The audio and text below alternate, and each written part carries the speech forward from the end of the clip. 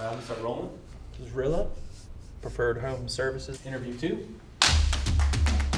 The biggest benefit of working with Rilla is the growth within the company that is generated for us. Our average sale has jumped up over $2,000 from the year before, and we have seen an uptick of about 18% in our TGL close rate. We actually have seen over a 20% improvement on our close rate with marketing leads.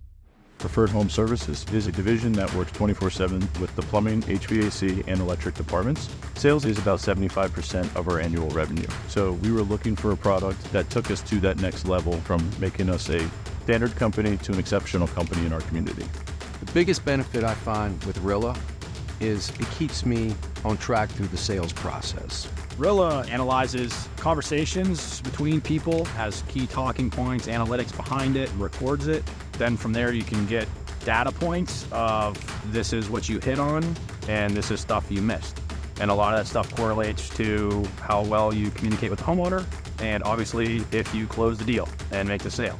One of our newest comfort consultants to our division, he was at 50% close rate.